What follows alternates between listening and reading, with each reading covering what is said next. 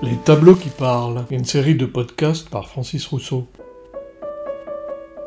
Albrecht Dürer, 1471-1528. Autoportrait nu, plume et pinceau sur papier apprêté en vert, rehaussé de blanc. 29,2 sur 15,4 cm. Musée du Château, Weimar.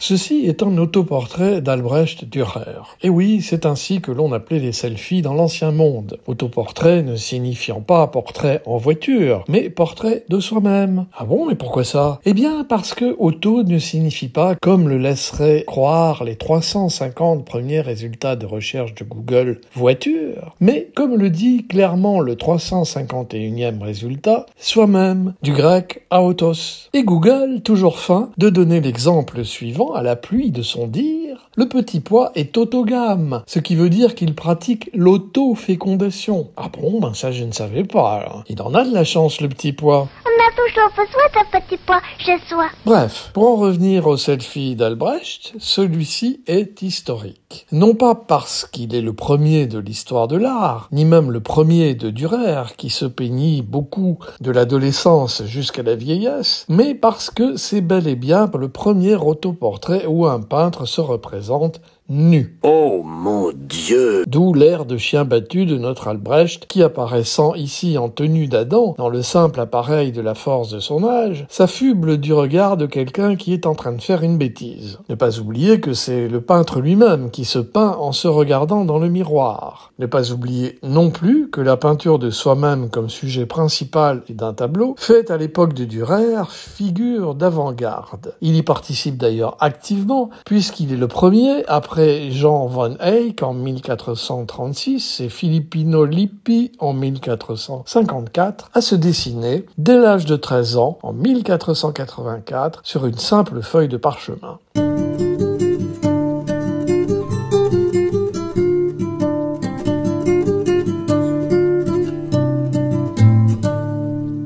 Se peindre soi-même était visiblement le comble de la provocation dans une Europe chrétienne sortant à peine de l'Inquisition, où la peinture d'un visage expressif n'était pas du tout appréciée des autorités. Avant lui, en effet, quelques rares artistes avaient osé se représenter eux-mêmes, mais toujours uniquement noyés dans des foules, comme Benozzo Gozzoli dans Le Cortège des Mages en 1459, ou Masaccio dans La Résurrection du fils de Théophile en 1425.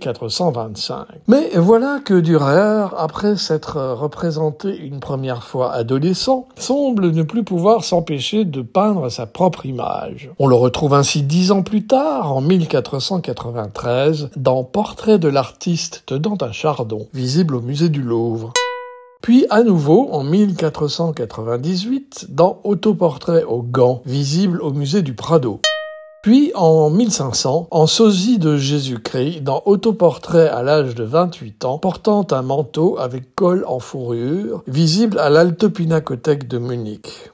Et puis tout à coup, sans prévenir, entre 1500 et 1512, probablement en 1508 ou 1509, c'est-à-dire alors qu'il a 37 ou 38 ans, en pleine force de l'âge, voici qu'il enlève le haut, le bas et surtout le milieu, entrant ainsi dans l'histoire de l'art comme le tout premier peintre à se représenter entièrement, totalement, résolument nu. Oh mon Dieu! Mon Dieu, mon Dieu. Depuis l'avènement de l'appareil photo, de nombreux artistes ont exploré le créneau, comme Jacques Delalin, voire le podcast qui lui est consacré. Avec l'apparition du téléphone mobile, l'autoportrait est devenu une véritable institution de rue et un commerce rentable, surtout pour toutes ces malheureuses qui, une fois les fesses et les seins gonflés à la limite de l'accident de pneumatique, exposent dans une époque qui prétend ne plus rien vouloir montrer, leur anatomie à la vue et au su de tous. L'organe le plus important, c'est quand même le portefeuille.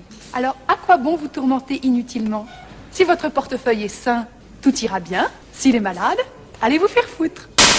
Étude de nu, surnommée aussi autoportrait de Weimar, de Dürer, montre donc un Albrecht Dürer dans la force de l'âge. Il s'agit d'un portrait à mi-jambe, le bras droit à partir du coude ainsi que le bras gauche ne sont pas représentés. Le peintre regarde directement le spectateur, ce qui, comme dans tous les autoportraits, signifie qu'il se regarde avant tout lui-même. Le visage est émacié et porte une barbe régulièrement entretenue. Les cheveux longs sont ramenés en chignon noué par un ruban dégageant le front. Le corps est relativement musclé pour celui d'un artiste qui n'est pas censé faire beaucoup d'exercice. Un déséquilibre musculaire, cependant, entre la cuisse gauche et la cuisse droite, et les genoux bizarrement cagneux donne au personnage une allure bancale, peu assurée, comme prête à chuter. Le sexe, que Dürer n'a pas hésité à auto-représenter pour la première fois, je le rappelle, dans l'histoire de l'art, n'est pas circoncis. Il nous le montre avec un prépuce recouvrant totalement le gland et deux testicules bene pendentes,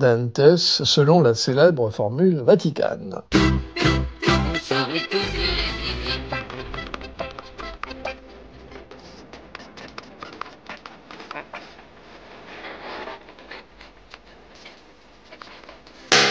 Juste au-dessus de son pénis, l'anatomie de Dürer présente une petite anomalie, ce que l'on appelle les monts de Vénus, ou amas de graisse, qui apparaissent avec le vieillissement naturel de l'organisme et les effets de la pesanteur. Et oui, la pesanteur ne fait pas seulement chuter les tringles à rideaux ou les pommes, mais les années passant ont tendance à plaquer au sol l'ensemble de notre être. Mais si, ne me dites pas que vous n'aviez pas remarqué. Avec l'âge, la peau se relâche et il présente ces surplus de graisse que Dürer n'a pas hésité à montrer, donnant de lui-même une vision que l'on ne peut pas qualifier de complaisante.